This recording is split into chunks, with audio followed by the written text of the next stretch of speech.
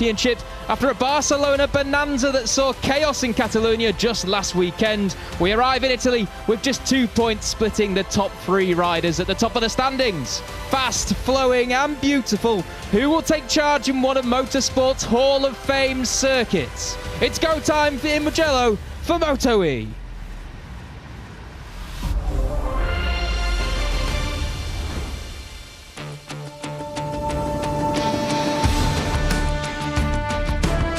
Hello and welcome to the Autodromo Internazionale de Mugello, an absolute staple of the MotoGP calendar and now as well the MotoE calendar too, as we visit Mugello for the 3rd time for the electric class.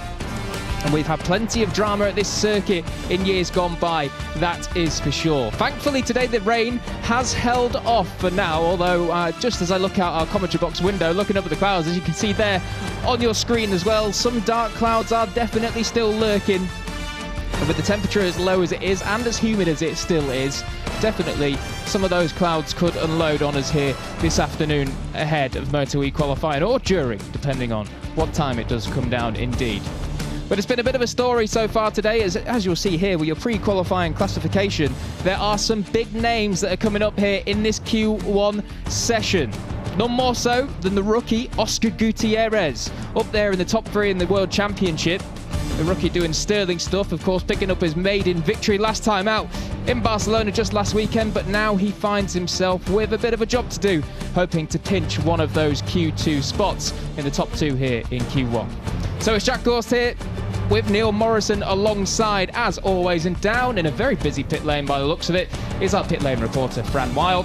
Neil, this one should be an absolute belter. Mugello's a fantastic circuit for all bike racing, but particularly MotoE. We always see good finishes here, and qualifying is definitely going to be an interesting one as well, because as we see here, Jordi Torres is one of the big names looking to try and pinch one of those top 2 places. Yeah, I couldn't agree more, Jack, and super excited to see MotoE coming back to this Mugello circuit. We've had some fantastic racing here in the past 2 years. Last year, and I think we've spoken just a bit too soon, because that looks like some fairly substantial rain falling at some point around the circuit. Fran, I don't know what it's like down in pit lane. Anything looking like rain with you? Down in pit lane, it's been relatively dry so far. I thought I saw a couple of drops. I think I made everyone else panic.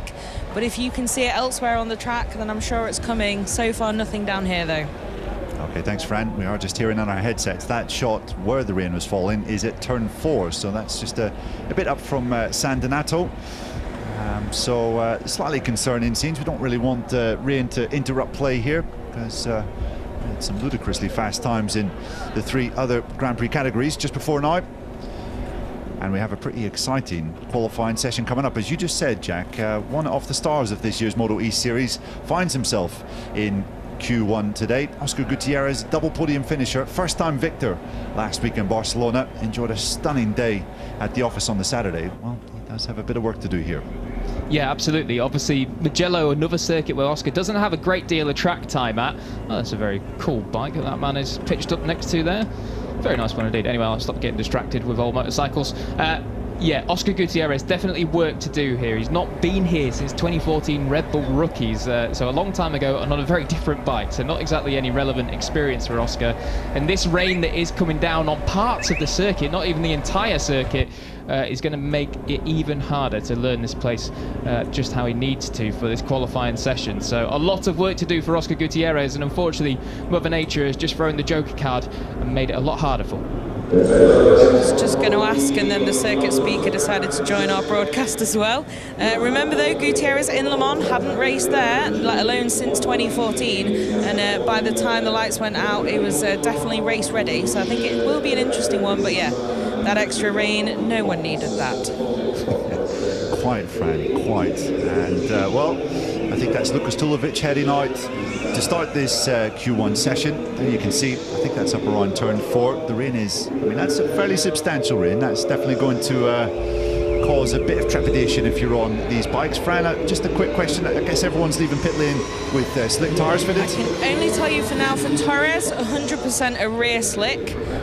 So yeah, it's an interesting one, I think, to see if they can make that work with, if it's There's only one sector that's wet, but always a risk. Well, definitely Tulovic there on screen has got slicks front and rear.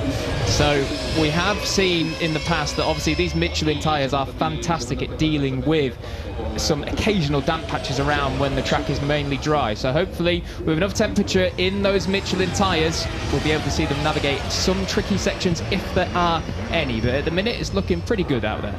It is. This is where the track was supposed to be. Slightly wet with that rain, so it looks for the moment like everything's okay. I've kind of held my breath as I said that, because that was a perfect time for some commentators' curse coming in. But yeah, it could be interesting this session. Obviously the big hitters in Torres and Gutierrez in there. Kevin Manfredi as well. Of course, he was a podium finisher in the second race at this round a year ago, albeit in pretty wet conditions. Kevin Manfredi showing a brilliant speed in the second race when he finished second. That was his best ever MotoE result to date. So the number 34, the Flying Moustache, could well have a bit of a say in this session as well. Yeah, and his teammate behind him, the 55, Massimo Roccoli, of course, an old Supersport warhorse.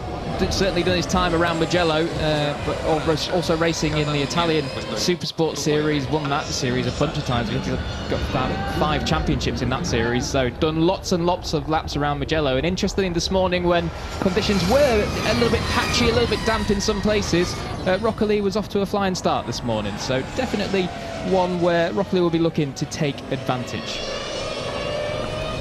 Yeah, absolutely. And I guess it's probably a decent time, Jack, to provide a little overview of what happened the week ago. If you didn't catch Barcelona, really, you missed out on some spectacular race and some spectacular drama. Came into the race weekend there with the top 2 in the championship at 30 points and 28 points ahead of third place respectively. It did look as though both Mattia Casadei and Nicola Spinelli were going to break clear and make it a bit of a 2-horse race in the championship, and we come here this weekend and, well, the top 3 are now covered by 3 points.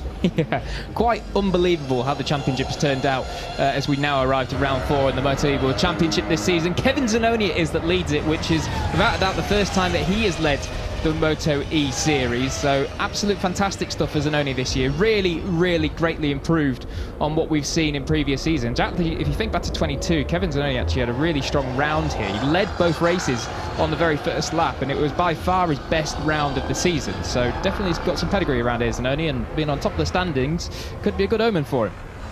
Yeah, absolutely. His best weekend ever in Barcelona. Just, what, 5-6 days ago it is now.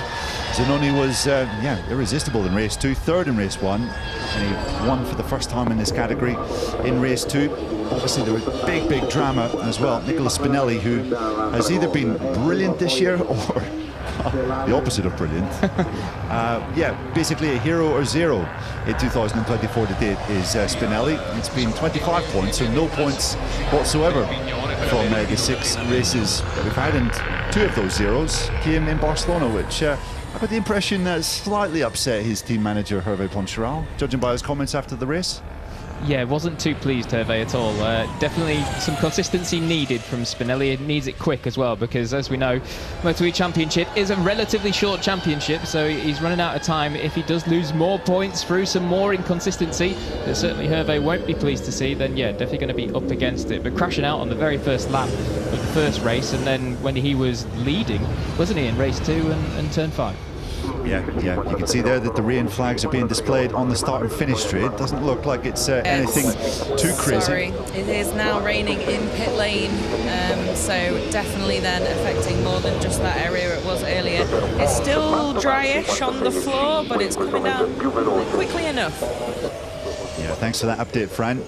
Interesting, the lap times. The fastest one so far, Andrea Mantovani, on 1:56.5. The quickest time just around lunchtime earlier in the second practice session was a 1:55.9. So we're not too far away from that, 0.6 of a second or thereabouts in this session, which means that, okay, it's raining a little bit, but as Jack previously said, the performance of these Michelin tyres is really fantastic, and even if there is spits of rain falling, you can still pretty much go flat out. Yeah, and just to demonstrate just how flat out he can... Oh, that's definitely raining a little bit harder there now. Just to demonstrate just how... Oh, that's a big crash there for Andrea Mantovani. I think he's actually going to be okay. Hopefully we'll see Manto get up to his feet. But yeah, thankfully he's up to his feet. But that was a big one. And just as you pointed out, Neil, that rain coming down harder has had an immediate effect for the number 9, Mantovani. But now with this rain as well, we can see our commentary box, Fran just telling us as well, really hard now on the front straight and in pit lane. I mean, Mantovani sits at the top. Surely no one's going to go quicker than him if the rain keeps coming down like this, because we don't have enough time for it to dry up either. Oh, big rear end slip. Over the handlebars he went, sailed down and landed on his back, but thankfully Mantovani all okay. Now though, it is a bit of a race for Mantovani and his crew in the Clint Forward factory team to get that bike ready if he is going to make it through to Q2. Yeah, so that strategy of heading out straight away and getting one flying lap in proved to be successful for Mantovani and Tulovic, and it's a disaster for Jordi Torres, who's going to start, what, 14th on the grid for tomorrow's 2 races, which is really far from ideal for the double world champion in this category. Jordi Torres looks as though he's going to be really up against it tomorrow. Yeah, and even for Oscar Gutierrez as well, he'll start 15th, one worse than Torres. So for the rider that just took his first win last time out, last weekend in Barcelona, Oscar Gutierrez sitting 3rd in the championship, just 2 points off the top, is going to have a whole load of work to do tomorrow in race 1 and race 2. Really does show that you need to have luck on your side in this MotoE World Championship when conditions throw such a curveball at you like they are doing right now. Fran, I think we can pass down to you. I was just going to say it's good to have friends in high places, because both the Grassini riders have ducked straight into the MotoGP box with all their stuff, which is right behind where they're positioned in pit lane, before coming back out again and getting a little bit more prepared for the rain. Yep, being prepared for this rain, something that they haven't been so far yet. They haven't had any full wet track time, so this could be interesting, Neil. It certainly could. Yep, just looking out of our commentary box now, as Fran's saying, it is bucketing down on the main straight. So it is going to be well, I guess they're going to have to change to wet tyres, Jack.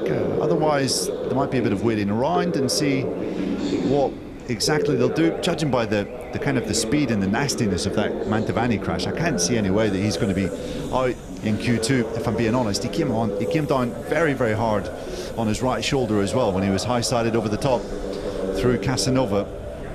So a real shame for Mantovani, a race winner here, of course, last year as well. A bit of a circuit specialist. And fair play to the fans out there braving the elements as it stands.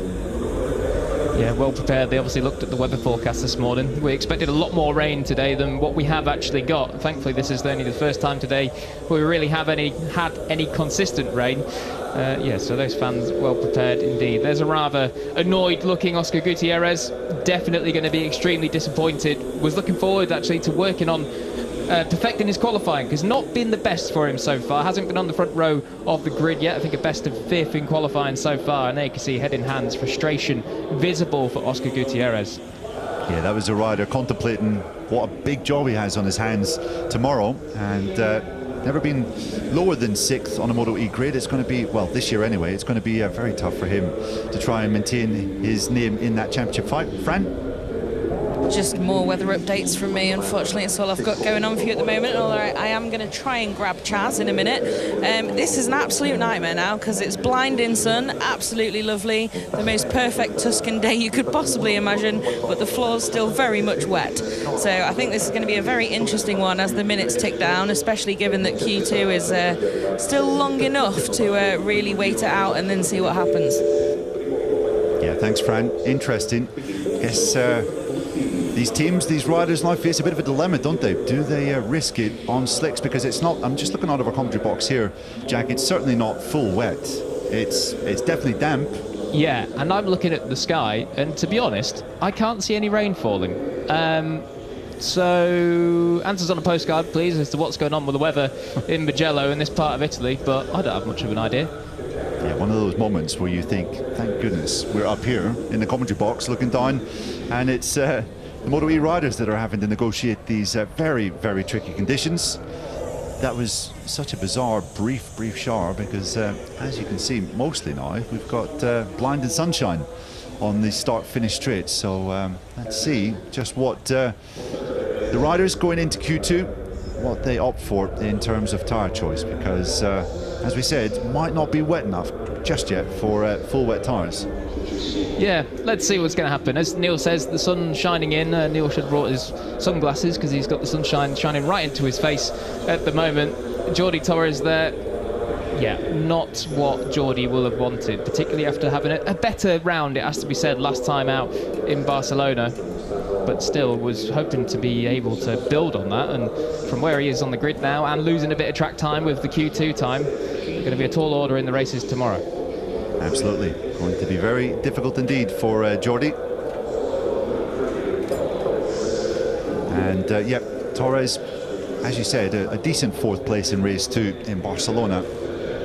Has been saying for the last couple of races now that his performance in braking has been excellent, but he feels he's losing a bit too much speed on straights. Obviously, we have a 1.1k front straight here at Mugello, which means that yeah, he's been up against it a little bit already, but still unable to find a bit of a cure for those top speed woes that he's been experiencing this year. As Torres?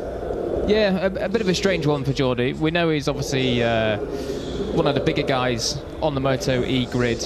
He's quite a tall chap and also not exactly just skin and bone either. He's got a fair bit of muscle on him too. So definitely whether the weight would slow him down that much, but of course these bikes weigh quite a lot, so you would have thought that it would have nullified some of that effect. But anyway, Jordi's struggling with that, and quite a different problem to what some of the other riders have struggled with. Of course, we know that Ferrari this year, Matteo Ferrari, we'll see in Q2 coming up, having a much better day here today, but he's really struggling on the front end on brakes and corner entry, isn't he? So a strange mix of issues for some of our past champions here in MotoE.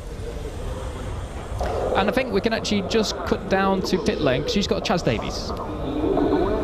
Hello. So Chaz, I was asking you off the record, on the record, what do you think now about these conditions for Q2 heading out? Are you thinking full slicks for these guys? Yeah, definitely. The wind's up. The wind's been up all day, but it is pretty breezy here, and it was only just a bit of a flurry there of rain, so it's not like it's completely soaked the place. So definitely slicks. Probably as well, maybe just to give it a few minutes. And I think if you give it a few minutes, you can probably go on the track with full confidence that you can attack right, hard as you want from the beginning, because then the curves and that will probably be a little bit wet. But no, I don't think it really got wet enough to cause these boys some trouble, as long as it doesn't rain again. It looks pretty clear above, but who knows. Well, thank you for that expert eye. Thanks very much. No worries. Cheers. So thanks to Fran and Chaz down there. Actually, Chaz, quite interesting because this morning in practice 1, he did initially go out on wets. He was one of only 2 riders that went out on wets this morning when it was kind of a little bit damp, but not really. And he immediately came back down pit lane and switched to slick. So he's got the experience of exactly what these conditions are right now. So yeah, valuable opinion there from Chaz. And I'm sure we will see everyone head out on slicks, as he does say. So MotoE Q1, a bit of a strange session, and Andrea Mantovani, after spectacularly launching himself off at Casanova, does end the session on top. Williams 56.594, and Lucas Tolovic will follow him through into Q2. The big story though, big names like Jordi Torres and Oscar Gutierrez will miss out, and they'll be starting from way down the order in 14th and 15th on the grid for tomorrow's 2 races here in the MotoE World Championship. And particularly for Gutierrez, who's right up there in the championship chase, that is a big blow to his title aspirations. So we'll see what the number 99, the rookie of course, can do tomorrow, charging through from there. We know that he likes to make a bit of a charge. Often he comes through from second row to challenge for the win or the podium, but that's going to be a whole different kettle of fish, charging through from 15th on the grid. So there is that moment there. We pause it just before it unfortunately slingshots Andrea Mantovani over the top rope. But a 156.594 for Mantovani. And hopefully we'll see him in Q2 in just a few moments.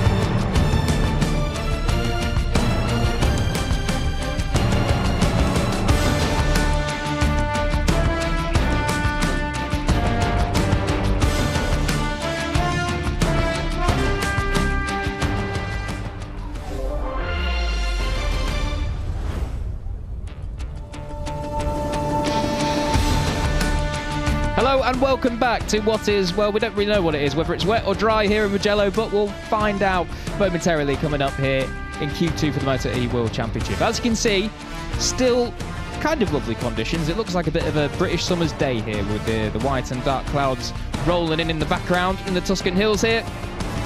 But as you can see there, as Chaz Davies pointed out, windy here today. Has been all day in Mugello, and that wind, and particularly the sunshine that is beating down on us now, will hopefully dry up this track. I'm actually just hearing from Fran in our ears down in pit lane that it is indeed dry out there on the circuit. Truly dry, like bone dry, except on the paint on the edge of pit lane. So yeah, certainly where it was a minute ago, like a little shiny disco, is now completely bone dry. Can't speak for the whole track, but down here, definitely ready for slicks.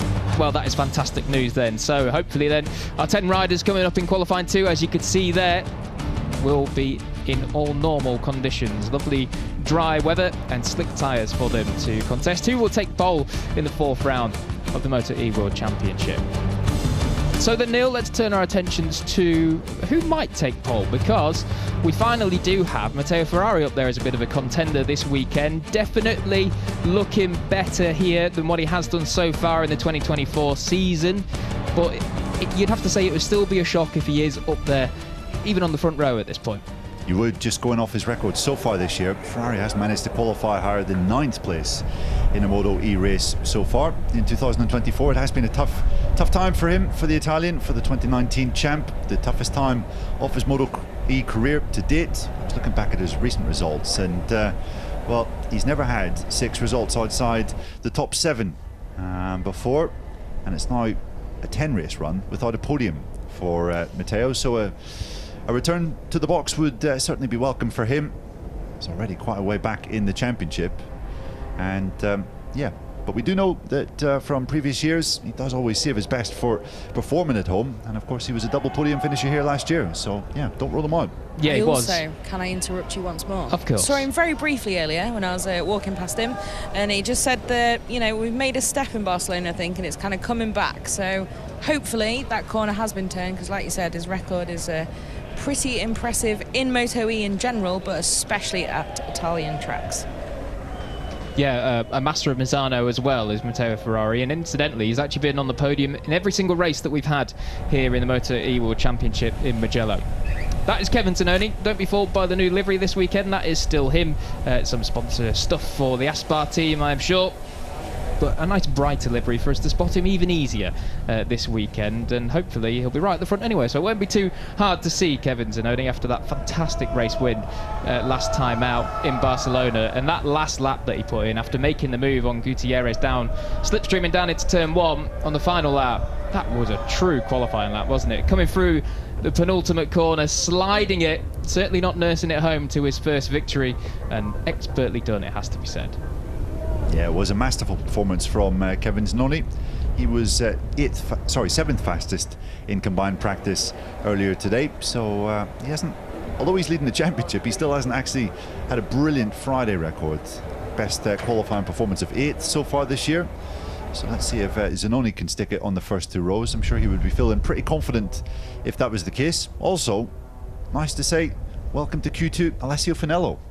Yeah, for the first time then, the number 72 of Alessio Finello on the Grassini bike into Q2 straight through. So fantastic job here, much better than what we've seen Alessio in the past, and I think his personal best qualifying is 12th, so he's guaranteed an 8th here at least, and that would be a massive improvement for Alessio if he can even get perhaps even higher up on that, maybe into the 2nd row. We shall see. The times are extremely tight earlier on in practice, so anything is possible if he can just get the rub of the green for maybe a bit of a half a 10th on some of the other riders. So good job from Finello already. You can see there wet tyres at the ready, but not fitted to the machines, so I'm pretty sure it will be slicks front and rear for everyone before they go out into this Q2 session. Let's see, Eric Granado just going through final preparations, getting ready for this session to start. Granado, he was 4th in combined practice earlier today, looking to bounce back from his disappointing crash out of the lead down at turn 5 in Barcelona. Eric, you have to actually go all the way back to this round last year, the last time that Eric Granado won a MotoE race. yeah, it has been a fair while since Eric stood on the top step. And coming into the weekend, still a little bit stiff and sore after that crash last weekend as well. Took a bit of a nasty whack on the back of the shoulder, the neck. So hopefully it doesn't slow Eric too much. And definitely already is proved today that it definitely isn't either. Up there in the top 4 in practice. Massive performance needed then from Nicola Spinelli. As we were saying earlier on, a double crasher after a double winner in Le Mans to Barcelona. His fortunes really did take a nosedive. And I think what Hervé Poncharal, team manager, was saying was frustrating was he crashed in race 2 after Casadei had fallen out. So he had seen his principal title challenger fall, great chance to make up some points on him, and then he proceeded to crash after that, which was a real disappointment, I think, to Hervé Spinelli. It is a 50-50 record of crash and victory for the Italian so far. Yeah, he's the kind of mid-2000s James Stewart of MotoE, isn't he? James Stewart, of course, if any motocross, supercross fans out there, was either crash or win in that period. And yeah, Spinelli doing the same here, but definitely not a kind of record that you want to have. So hopefully he can stay on the bike a little bit more often.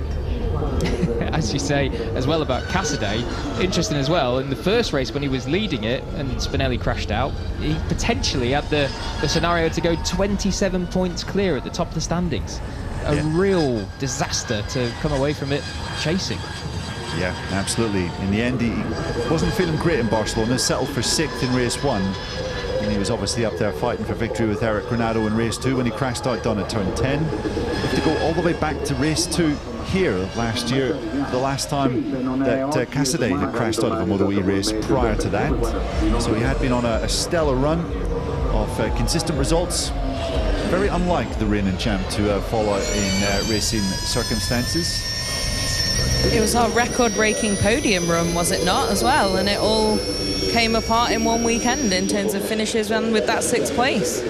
Yeah, it did, unfortunately. After that first race of the day last weekend in Barcelona, yeah, unfortunately that string of 11 podiums in a row did end, and 6 of those podiums were victories as well. So a real sterling effort for Mattia to put that in. And actually, we were having a bit of a joke about it on Saturday evening, doing his interviews in the broadcaster set, and he goes, "Oh, how many races left?" And he's like, "No, there's only 10, Mattia, so you can't do the podium record this year, but you can do the win record if you want." So he's going to go try for that, and if he does that, he needs just more than 3 wins in a row to take the longest winning streak in MotoE.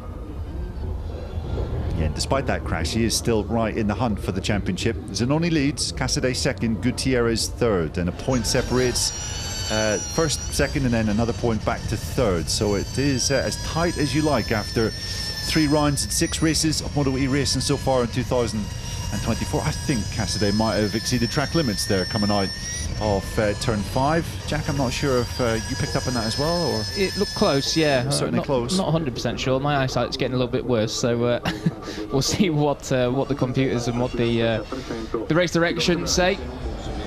But yeah, hopefully for Casadei's sake it was all fine. So we should be getting some representative lap times on the board, and it will be interesting to see exactly what the track conditions are. I mean, from Lucas Tulovic's body language there, it doesn't look too bad as he navigates through Biondetti 1 and 2.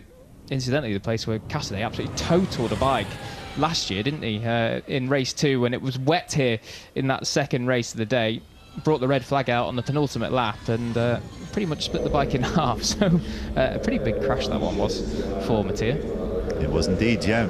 Tulovic has actually been balancing his time between riding MotoE machines here at Mugello and doing some commentary work for the German broadcasters, which I have to say is a magnificent way to balance your time. That Lucas doesn't need to be fully on the MotoE mode. He can still find space in his busy schedule for a bit of MotoGP analysis. Yeah, a man of many talents, that is for sure. And going to say, when will we see Neil out on track then, if that's the optimal approach to a race weekend? Well, maybe we can try get that one done next time out, or maybe even tomorrow if you want to do a late wildcard entry. If anyone wants to lend me a bike, I'll throw my hat in the ring. I know there's a few spare in the MotoE pit, so maybe we'll put one together and put some NM stickers on the side of it for Neil Morrison. How about that? So back to the serious stuff then, rather than Neil Morrison doing 3-minute laps around Mugello. Sorry, Neil. 5, probably, or 6. Well, let's see. A 1-minute 56.076 is actually a stellar lap time from Lucas Tulovic. The fastest of the day earlier on in practice 2 was a 1:55.958, so certainly not far off. Good effort that is from Lucas on the number 3. So fantastic work then, but as he's challenging his own lap time here, it's not going to stand for long. Let's see what he can do on his second flying lap. This could well be an occasion where being out in Q1 is maybe a little bit of an advantage. Tulovic, I guess, has a bit of an understanding this afternoon of what the track is like, a little more than the riders who weren't in Q1, but this is still pretty impressive stuff from the German, who still just doesn't quite feel fully confident on the MotoE machine this year. He was saying after the second race in Barcelona that, yeah, he finished 6th, but still just something lacking with his confidence and his general feeling aboard the bike. But this is a lot more like it here. Good stuff this from the number 3. Doesn't manage to improve on that particular lap time, but I think we need to keep an eye on the person who is second at the moment, Alessandro Zacconi, 3/10 up, halfway around the circuit.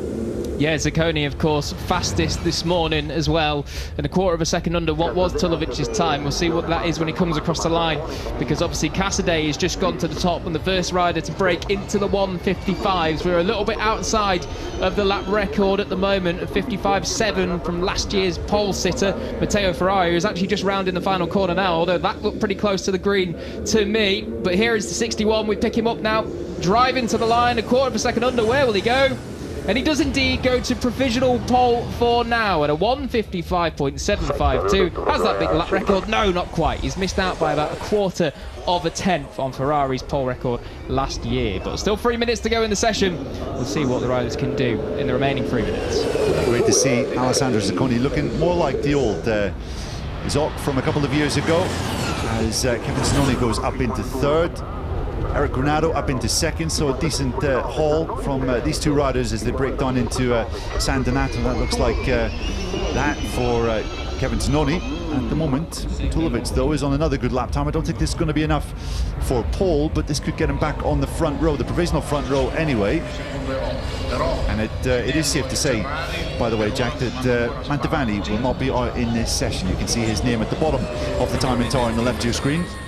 Yeah, unfortunately then for Manto, no such luck for getting back out in Q2 here, so he'll have to start from 10th position on the grid. Speaking of breaking records, by the way, we did actually break the top speed record this morning in MotoE, 282.7 kilometres an hour. Certainly not too bad. 1 kilometre more than what they did last year. So Tulovic then, he's got a couple of attempts to play with to be able to lump it onto the front row. Will he do that indeed? Yes, he does. Fantastic. Found about a 10th and 3/4 there in the final sector. So superb effort from Lucas Tulovic, looking for his best qualifying slot of the season, as Casadei once again does a 55.9, improves in time but not in position, unfortunately. But all eyes on Zacconi. He's up on his own time once again. Zacconi looks like he's going to stretch out his advantage over Tulovic to maybe over a 1/10 of a second if he can nail this final split. You can see he looks pretty tidy through Buccini, the final turn. He's got the slipstream as well of Matteo Ferrari just ahead. Ferrari's had a subdued session so far in 9th. Can he improve? He goes up to 7th, and Zacconi does go faster still. New lap record for the MotoE class here at Mugello. Yeah, took a whole chunk out of it. That's a quarter of a second quicker than the previous lap record, which was held by the number 11, Matteo Ferrari. And as we do say about Matteo Ferrari, quite rightly, Neil states that it's been a subdued session. It has indeed, because with his time at the minute, he's slower than what he did this morning as well.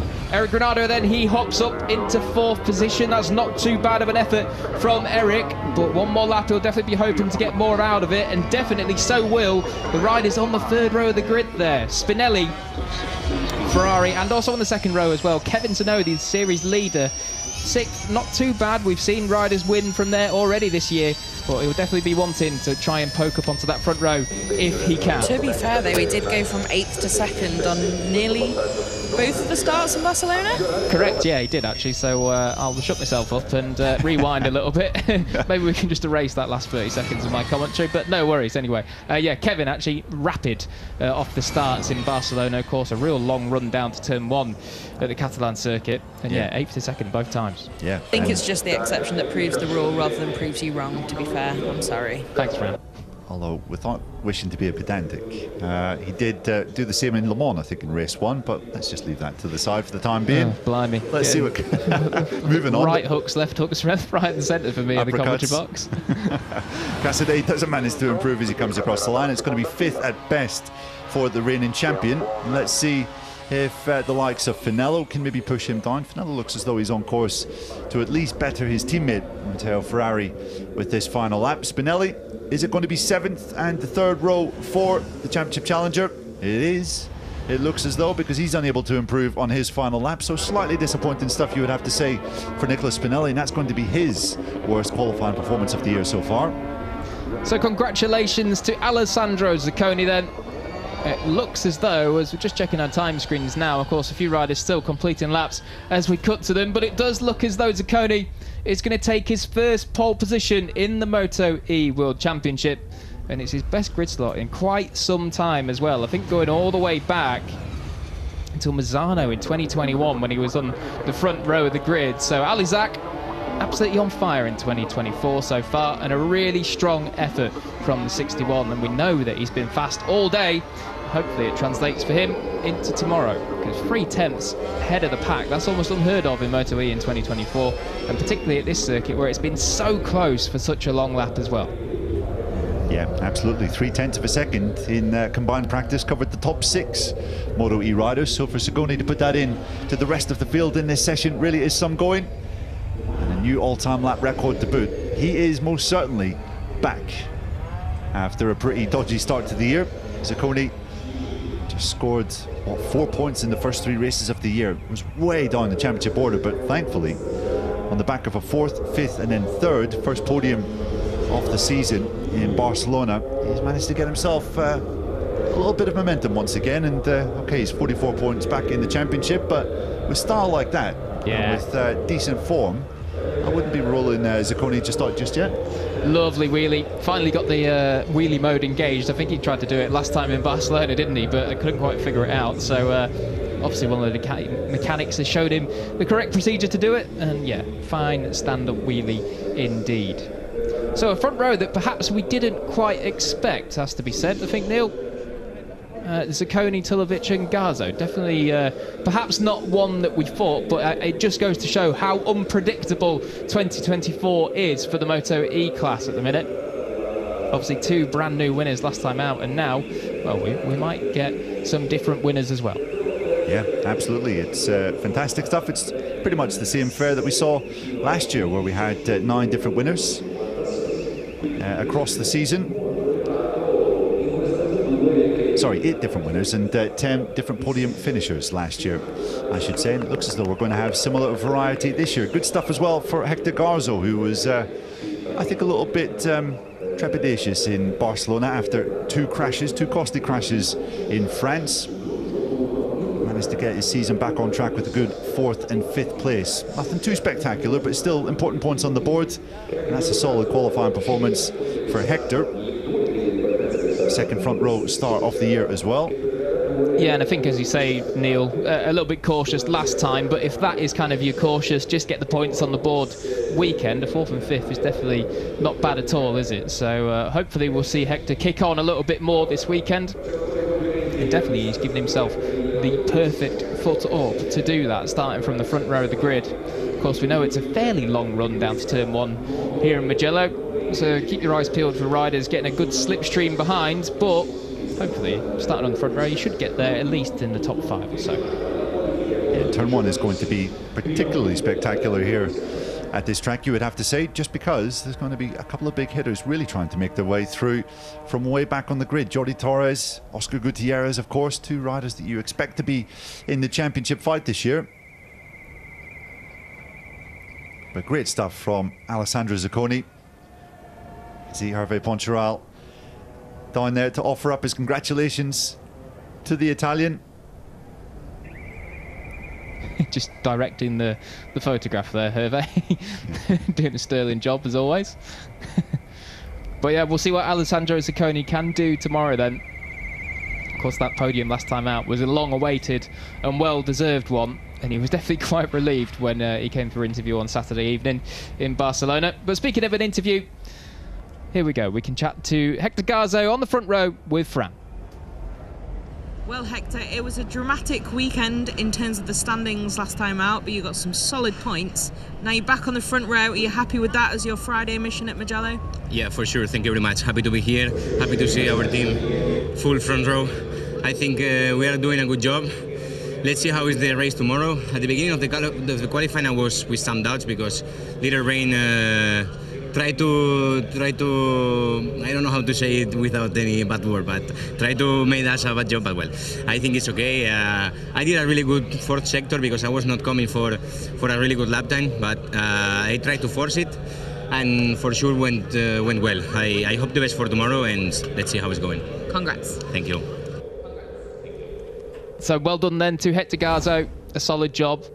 Oh, lovely, sliding it around and coming into Biondetti. A real fast part of the course. Excuse me, a little bit of a voice crack there. Yeah, kind of one of those, you'd say take your brain out, but no, it's actually quite a place where you have to think about it a lot. But Lucas Tulovic then starting from second. Fantastic job of him. He's down with Fran in Parc Ferme. Well, Lucas, you've shown us incredible speed in MotoE before. You're a race winner, but this season so far, a little bit tougher at times to get back in the groove. But today, front row, you must be super happy with that. Yeah, it's been really ups and downs, more downs so far this season, struggling to adapt to the Ducati MotoE bike. And some bad luck in some races, but nevertheless this weekend I felt great in the practice sessions. Also a bit unlucky, but now we managed to find a good setting. I felt really good on the bike, so heads up to the team. They did a fantastic job this weekend to bring me a bike that is able to be on front row. You put it there. Congrats. Thank you. He certainly did. First front row off the season for Lucas Tulovic. And great to hear that he's feeling pretty comfortable on the Dynavolt Intact GP MotoE machine. Has taken Lucas just a little bit of time to get used to the new MotoE hardware that is in place. Of course, he was riding in the Moto2 World Championship last year for that squad. But not even Tulovic could get on a par with Alessandro Zacconi, who is back on pole position in the MotoE class, and he's with Fran. Well, congratulations, Alessandro. They're cheering for you as well. Parc Ferme superfan, and you're back here once again. Pole position and an all-new MotoE lap record here at Mugello. Congratulations. You must be happy with that. It couldn't have been better. Yeah, I'm super happy, especially because normally in the qualifying I'm not so strong. The fast lap is not my specialty. But here the bike is very good. The team did an amazing job. It's my first pole in MotoE, so I'm super happy.